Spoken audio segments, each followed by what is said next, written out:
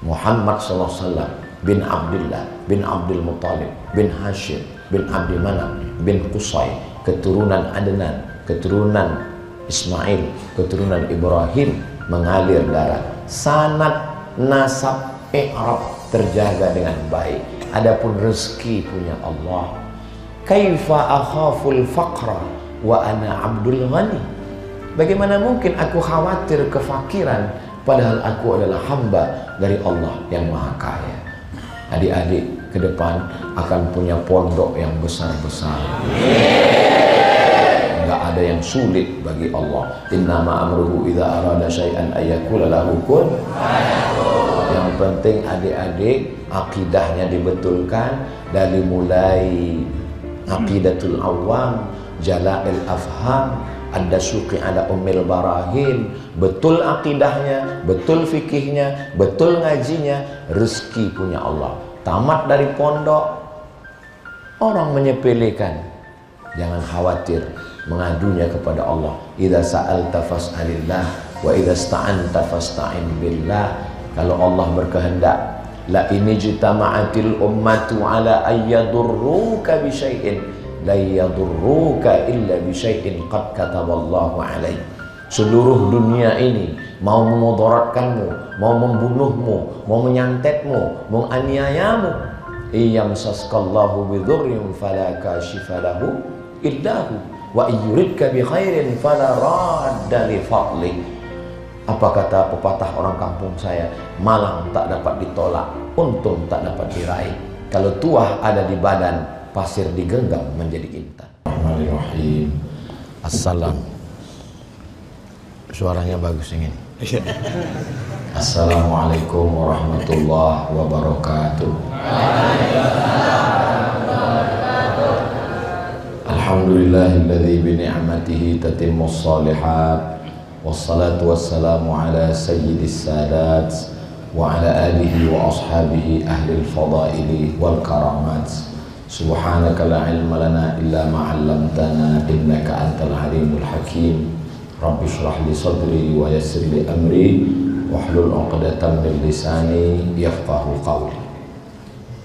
Nama saya Abdul Somad, tertulis di ijazah begitu.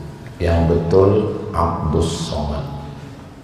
Saya datang menemui Abah mau mengambil barokah.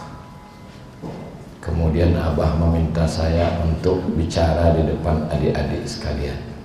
Jadi saya tidak tausiah, tidak ceramah, hanya cerita tentang diri saya saja.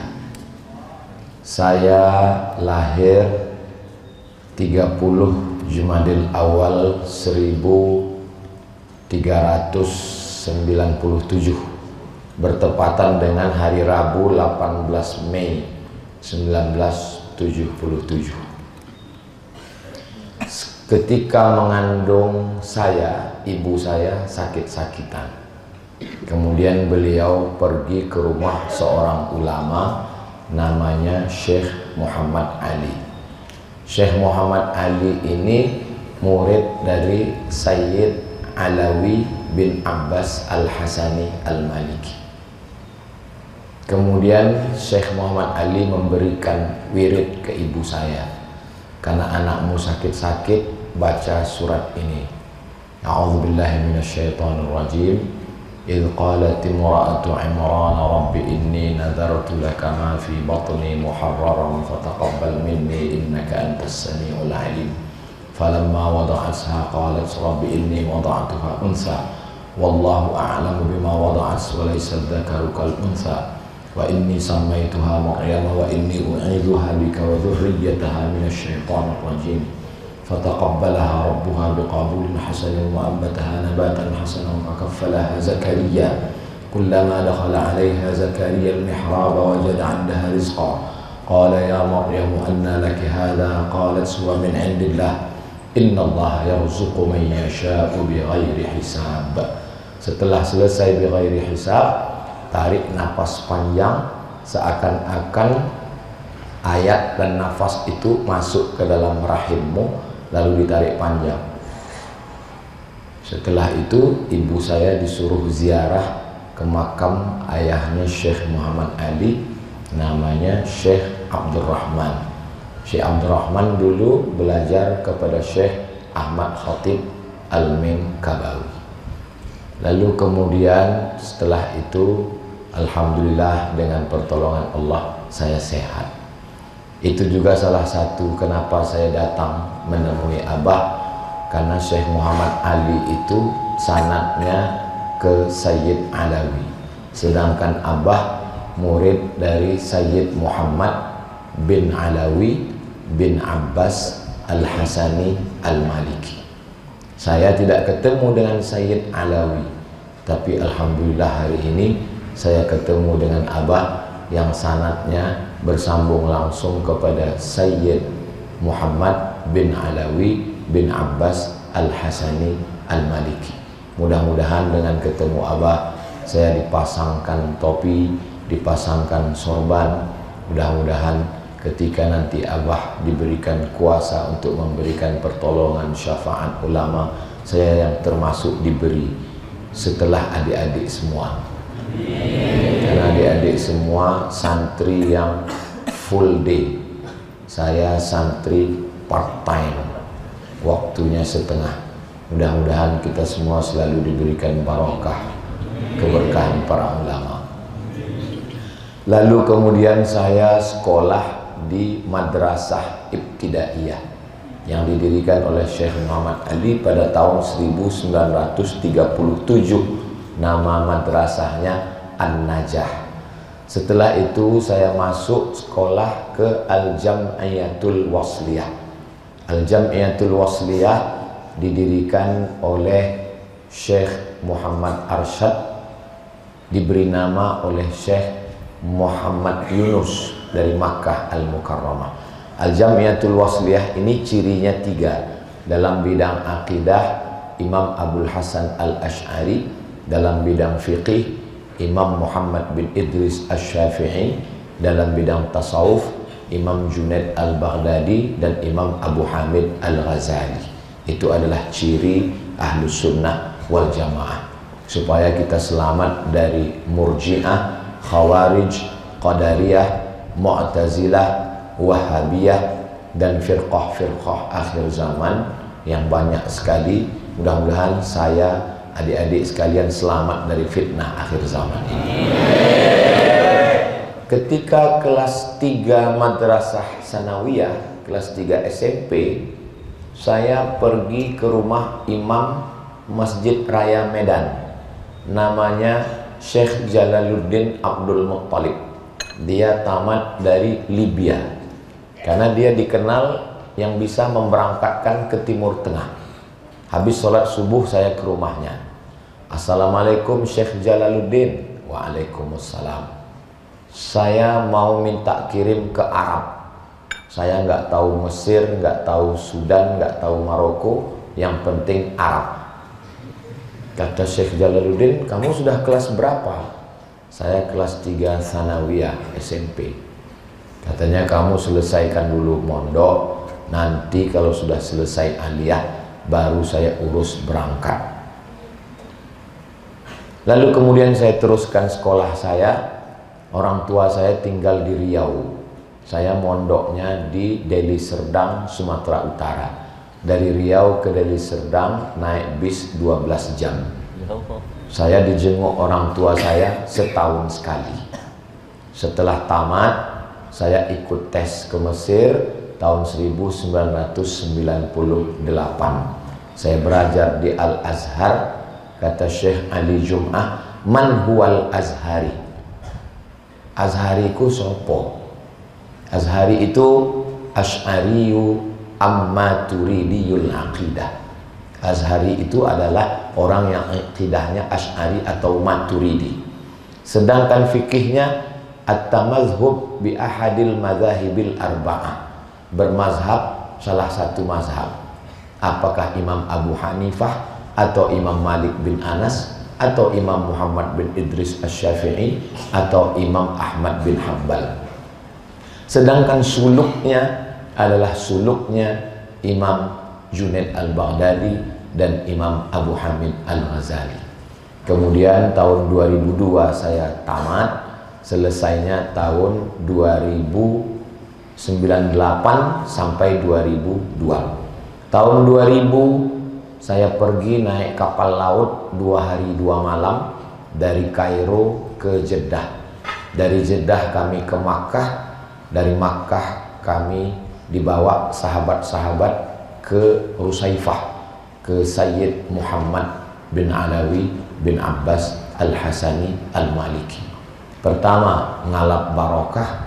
Kedua, pengen mau ngelihat ulama yang fotonya ada. Yang ketiga, mau minta duit. Karena mahasiswa yang datang dikasih uang. Lalu kemudian dari kejauhan saya melihat Sayyid Muhammad Alawi. Kami anak-anak kecil waktu itu melihat dari jauh. Ya Allah, inginnya bisa dekat dengan Sayyid. Tapi karena kami masih kecil, masih jauh, gak bisa dengan beliau.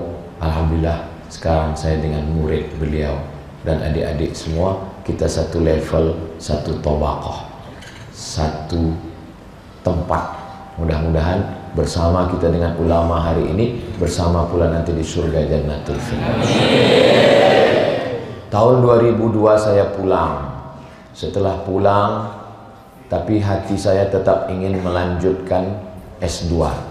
Lalu saya mencari beasiswa melalui www.google.com.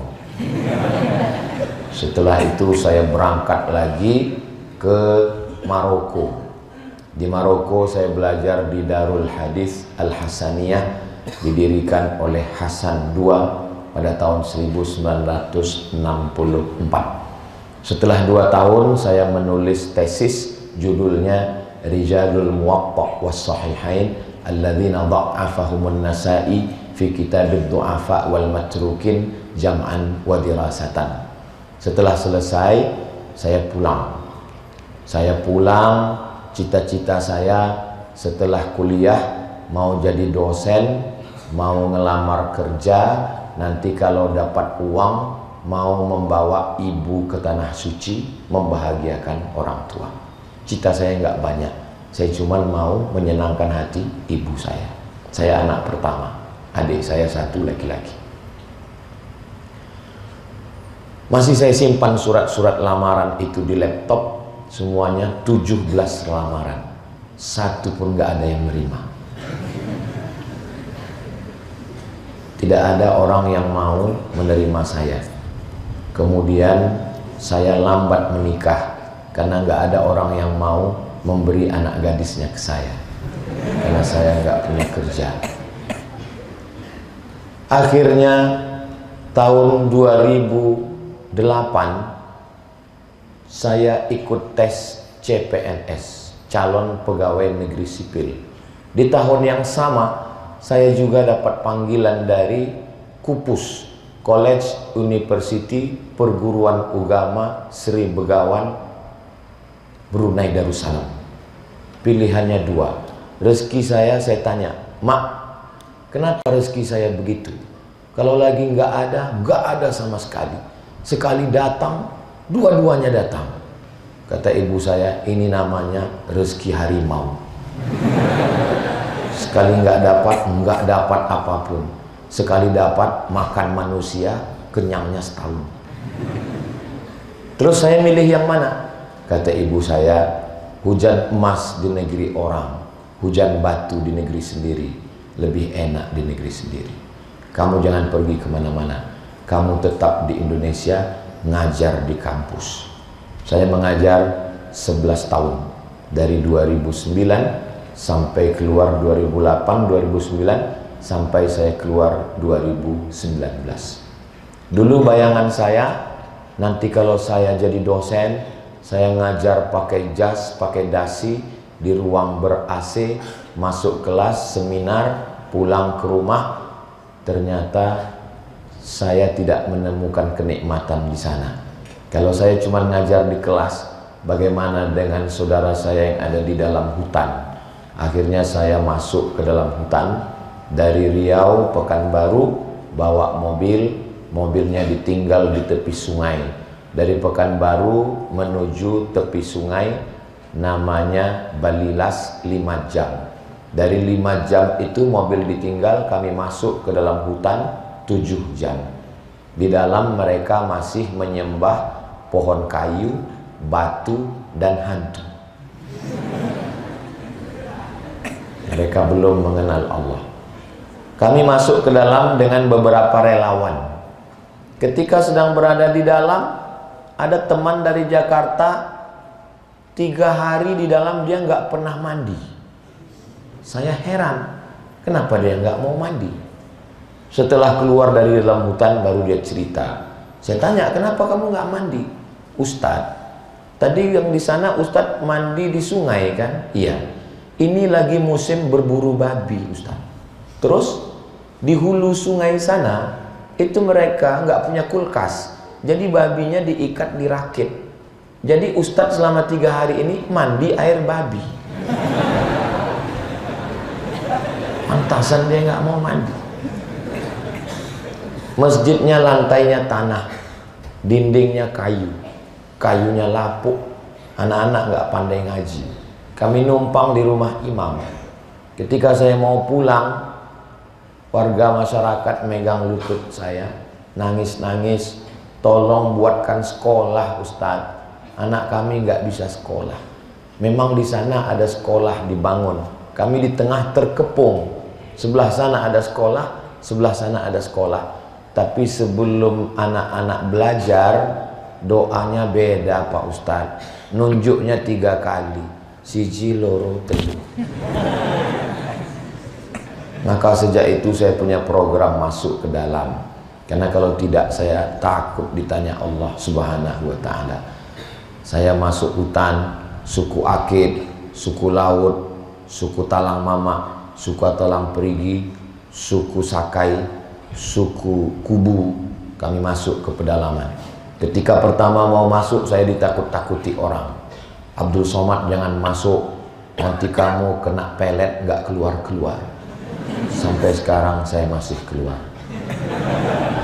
Kamu jangan masuk, nanti kamu dikasih makan racun, kamu mati. Sampai di dalam, jam 4 subuh kami keluar rumah. Dari rumah ke sungai jalan kaki. Saya dengar suara. Saya tanya yang nemani setelah mandi, Pak, itu suara apa? Suara harimau. Karena sekarang kita sedang berada di tempat penangkaran harimau Sumatera. Alhamdulillah sampai sekarang. Mungkin harimau ngelihat, dia lihat ini tulang semua. Alhamdulillah hari ini saya masih sehat walafiat. Lalu kemudian saya tausiah saya direkam, diupload di internet. Ada orang yang sakit hati, akhirnya diusir di beberapa negara, viral. Saya pergi ke Timor Leste. Saya sudah punya program ketemu dengan Sanana Gusmau. Ada 2 yang dibenci Soeharto. Yang pertama Gus Dur, yang kedua Gusmau. Kata Gus Dur. Lalu saya masuk. Pas pesawatnya mendarat di ibu kota Timor Leste, pas turun ke bawah mau dicop. Kata imigrasi, Bapak nggak boleh masuk ke Timor Leste. Kenapa Pak? Karena kami baru dapat fax dari Jakarta sejam yang lalu, Bapak adalah teroris. Saya bilang, masa saya teroris? Kami juga heran Pak Ustadz, teroris kok gayanya begini? Jadi saya nggak bisa masuk, nggak bisa masuk. Saya dikasih nasi kotak dan dikasih air minum. Kata tim yang bawa saya, jangan makan, jangan minum Pak Ustadz. Kita khawatir terjadi sesuatu. Memang terjadi sesuatu. Saya lapar, nggak makan. Setelah menunggu, Ustadz akan dipulangkan dengan penerbangan pesawat. Pesawat yang bawa saya dari Jakarta, pesawat itu juga yang akan bawa saya pulang. Ustadz, pesawatnya sudah siap. Saya naik pesawat. Ketika saya naik ke atas pesawat, tiba-tiba pramugarinya datang. mohon maaf Bapak tolong turun lagi. Kenapa? Karena di pesawat ini ada presiden. Terus presidennya nggak mau satu pesawat sama teroris. Akhirnya saya turun, nunggu pesawat berikutnya. Kemudian saya diundang ke Belanda. Saya naik pesawat, sampailah kami turun di Swiss. Turun di Swiss, ketemu sama bule-bule. Terus dia bilang, kamu nggak boleh masuk. Saya tanya, why? Dia perlihatkan gambar, kamu pernah diusir dari Amsterdam. Saya bilang, this my first visit. Ini hadhihi ziyaratul ula. Ini kedatangan saya pertama kali. Ternyata mereka sudah merekayasa seolah-olah saya sudah pernah datang ke Amsterdam dan saya diusir. Saya dideportasi, naik pesawat dari Swiss ke Bangkok. Di Bangkok saya dimasukkan ke penjara. Habis itu saya bilang sama teman saya, ini nggak ada satupun di dunia ini orang yang tahu kita sedang di penjara Bangkok. Seandainya kita mati di sini, nggak ada yang tahu kita sudah hilang di sini. Akhirnya sore-sore kami disuruh keluar, naik pesawat pulang. Setelah itu saya diundang lagi ke Inggris, ke London. Saya naik pesawat sampai di Kuala Lumpur, duduk nunggu pesawat mau berangkat ke UK. UK itu singkatan dari United Kingdom. Ketika akan berangkat, tiba-tiba datang orang pesawat. Nama pesawatnya Royal Brunei Airlines. Kata orang Royal Brunei, kamu nggak boleh terbang. Kenapa? Karena baru saja visamu dicabut. Izin terbangmu ke London nggak boleh. Jadi penerbangan batal. Kalau saya tetap berangkat, kalau kamu berangkat, maka izin pesawat ini dicabut. Pesawat ini nggak boleh masuk lagi ke London. Akhirnya saya nggak bisa keluar. Anak istri saya mau minta jalan-jalan ke Singapura, saya bawa. Sampai di Singapura juga nggak bisa masuk. Ya wis, rapopo. Alam takun ardullahi wasi'ah. Apakah kamu tidak tahu dunia Allah ini luas? Sampai masanya kalau Allah mau, tidak ada yang sulit. Innama amruhu idza arada syai'an ayyaqula lahu kun fayakun. Yang menyedihkan itu ketika kita tidak bisa ketemu dengan ulama. Ketika saya masih bisa ketemu dengan abah yang tidak terfikirkan oleh saya, bisa makan siang dengan abah, bukan sekedar satu ruangan, satu piring, tidak berdua, karena ada beberapa lagi jemaah. Dipakaikan topi, dipakaikan sorban. Sorban saya dipakaikan oleh abah, sorban abah dipakaikan oleh Sayyid Muhammad, sorban Sayyid Muhammad dipakaikan oleh Sayyid Alawi, sorban Sayyid Alawi dipakaikan oleh Sayyid Abbas, sorban Sayyid Abbas dipakaikan dengan sanad bersambung sampai kepada Sayyidina Al-Hasan, Sayyidina Muhammad Sallallahu Alaihi Wasallam. Saya dapat kabar bahwa Sayyid Usamah Mansi akan membacakan kitab Sunan At-Tirmidzi yang ditulis oleh Imam Abu Isa Ibnu Saurah At-Tirmidzi di Mesir. Langsung saya beli tiket pesawat, saya terbang dari Jakarta ke Kairo. 1 bulan saya di Mesir hanya untuk mendapatkan sanad Sunan Tirmidzi dari Sayyid Usamah Mansi. Sayyid Usamah Mansi menghatamkannya kepada Sayyid Muhammad.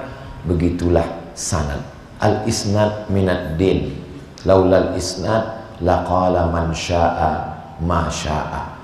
Sanad tidak ada dalam agama lain, hanya ada dalam agama yang dibawa oleh Sayyidina Muhammad sallallahu alaihi wasallam. Kamu dapat hadis ini dari mana? Saya baca Sahih Bukhari. Imam Muhammad bin Ismail bin Ibrahim bin Al-Mughirah bin Bardisbah Al-Bukhari meninggal tahun 256 Hijrah.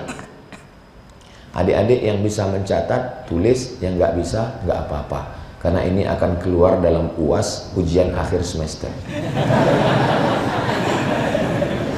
Nabi meninggal tahun 11, Imam Bukhari meninggal tahun 256. Gak mungkin Imam Bukhari ketemu dengan Nabi Muhammad SAW. Lalu Imam Bukhari dapat hadis itu dari siapa? Dari Abdullah bin Maslamah. Abdullah bin Maslamah dapat dari siapa? Dari Malik bin Anas. Malik bin Anas dapat dari siapa? Dari Abu Zinad. Abu Zinad dapat dari siapa? Dari Al-A'raj. Al-A'raj dapat dari siapa? Dari Abu Hurairah. Abu Hurairah dapat dari siapa? Dari Sayyidina wa Maulana wa Syafi'ina wa Zuhrina wa Qurrati A'yunina Muhammad. Begitulah adik-adik nanti meriwayatkan hadis. Haddatsana wa akhbarana wa amba'ana wa nabba'ana. Apa beda akhbarana dengan haddatsana? Kata Imam Muhammad bin Idris Asy-Syafi'i, idza qara'a 'alaika faqul haddatsana wa idza qara'ta 'alaihi faqul akhbarana. Kalau syekh yang membacakan hadis, maka katakanlah haddatsana. Kalau kamu yang membacakan hadis dan syekh setuju dengan hadis itu, maka katakanlah akhbarana. Sekarang orang ditanya, kamu haddatsana apa akhbarana? Saya nggak bisa Pak Ustaz. Kenapa? Karena syekh nggak membacakan dan saya pun nggak membaca. Kamu dapat dari mana? Haddatsana YouTube. Tabayatuhu YouTuber. Jadi adik-adik alhamdulillah mendapatkan barokah, mendapatkan sanad dan juga i'rab. Karena tidak akan mungkin kita bisa membaca kitab dari mulai matan takrib, Fathul Qarib, I'anah, Mahalli, Al-Majmu' Syarah Muhadzab, dari mulai matan Arba'in sampai Riyadhus Shalihin, sampai Al-Adhkar, sampai Jawahirul Bukhari, Sahih Bukhari, Sahih Muslim, Sunan Abi Dawud, Sunan Nasai, Sunan Tirmidzi, Sunan Ibn Majah, Muwatta' Malik, Sunan Ad-Darimi, Musnad Ahmad bin Hanbal, Musannaf Ibni Abi Syaibah. Tidak akan mungkin bisa kalau nggak pakai i'rab. Dan i'rab itu hanya ada dalam bahasa Arab. Ja'a Muhammadun fa'ilun marfu'un wa alamatu raf'ihi dhammatun zahiratun fi akhirih. Ra'aitu Muhammadan maf'ulun bih mansubun wa alamatu nasbihi fathatun zahiratun fi akhirih. Marartu bi Muhammadin majrurun wa alamatu jarrihi kasratun zahiratun fi akhirih. Itu nggak ada dalam bahasa Inggris. I see Muhammadan. This is Muhammadun. I am walking with Muhammadin. Ya orang. Makanya adik-adik adalah manusia yang paling beruntung yang hidup di tahun 2024 ini. Kenapa? Karena sanadnya terjaga, i'rabnya terjaga, dan nasabnya terjaga. Muhammad SAW bin Abdullah bin Abdul Muttalib bin Hashim bin Abdi Manaf bin Qusay, keturunan Adnan, keturunan Ismail, keturunan Ibrahim, mengalir darah. Sanad, nasab, i'rab terjaga dengan baik. Adapun rezeki punya Allah. Kaifa akhaful faqra wa ana abdul ghani. Bagaimana mungkin aku khawatir kefakiran padahal aku adalah hamba dari Allah yang Maha Kaya. Adik-adik ke depan akan punya pondok yang besar-besar. Enggak ada yang sulit bagi Allah. Innama amruhu idza arada syai'an ayyakula lahu kun fayakun. Yang penting adik-adik akidahnya dibetulkan dari mulai aqidatul awam, jala'il afham, ad-dasuqi ala ummil barahin, betul akidahnya, betul fikihnya, betul ngajinya. Rezeki punya Allah. Tamat dari pondok, orang menyepelekan. Jangan khawatir, mengadunya kepada Allah. Idza sa'alta fas'alillah wa idza sta'anta fasta'in billah. Kalau Allah berkehendak, la ini jitama'atil ummatu ala ayyadurruka bi syai'in la yadurruka illa bi syai'in qad kataballahu alaih. Seluruh dunia ini mau memudaratkanmu, mau membunuhmu, mau menyantetmu, mau menganiayamu. Iyamsaskallahu bidhurrin fala kashifa lahu illahu wa yuridka bi khairin fala radda li fadli. Apa kata pepatah orang kampung saya? Malang tak dapat ditolak, untung tak dapat diraih. Kalau tuah ada di badan, pasir digenggam menjadi intan. Pulang ke kampung halaman, tiba-tiba diangkat mantu orang kaya yang sawahnya sawah sejauh mata memandang. Orang tuanya sedang di ruang ICU, nggak lama lagi meninggal. Allah kalau mau ngasih rezeki, man lazimal istighfar ja'alallahu lahu min kulli hammin faraja wa min kulli dhiqin makhraja wa razaqahu min haitsu la yahtasib. Tanggal 3 Desember 2019, semua media nasional sedang menghina saya. Haters mencaci maki saya. Abdul Somad penjahat, musuh NKRI. Saya hanya diam. Saya tidak pernah mengadu kepada Google, YouTube, Instagram. Saya hanya mengadu kepada Allah. Tanggal 3 Desember saya dianiaya, dihina, dijatuhkan. Apa yang terjadi? Tanggal 24 Desember saya disidangkan S3 disertasi di Universitas Omdurman Islamic University Sudan. Tiba-tiba keluar berita Abdul Somad mempertahankan disertasi S3-nya dengan judul Hadratus Syekh Hashim Asy'ari wa atharuhu fi nashri sunnah di Indonesia dengan nilai cum laude mumtaz. Akhirnya semua tunggu sebentar.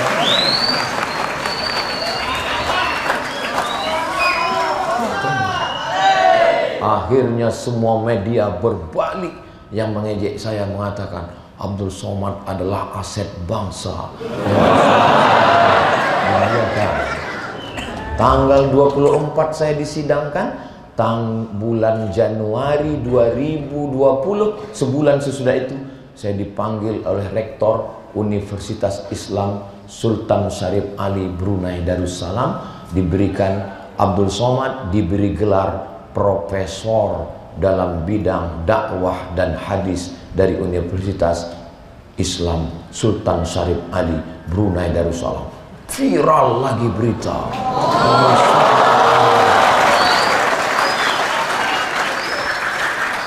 Kemudian datang lagi universitas, namanya Universitas Sabah, LMS, University Malaysia Sabah. Ustadz Abdul Somad kami angkat lagi jadi profesor. Habis itu saya diundang lagi, namanya Unimel, Universitas Islam Malaka, diangkat lagi. Tinggal satu lagi yang belum, almarhum. Dulu saya mau nyari kerja, 17 lamaran nggak ada yang nerima. Tapi begitu saya masuk hutan mencari ridha Allah, profesor dan titel itu berdatangan satu persatu. Dulu waktu saya pulang mondok, pulang dari Mesir, nggak ada satupun yang mau ngasih anak gadisnya ke saya. Sekarang coba lihat di komen-komen YouTube itu. Apa kata mereka? Padahal saya sudah tua. Saya sudah tua, kurus, kering, hitam, nggak ganteng. Apa kata mereka komen di Instagram, di YouTube? Jadikan aku yang kedua ya.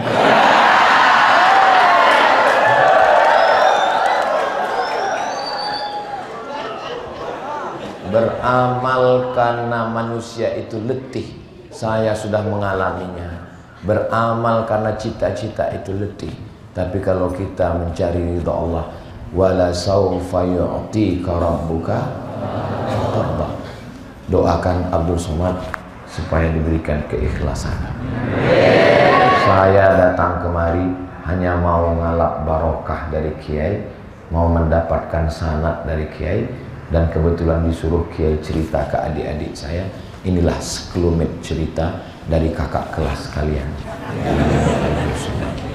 Matur suwun sangat. Saya orang Melayu, saya tutup dengan pantun. menangkap puyuh di Bukit Selasih. Thank you dan terima kasih. Assalamualaikum.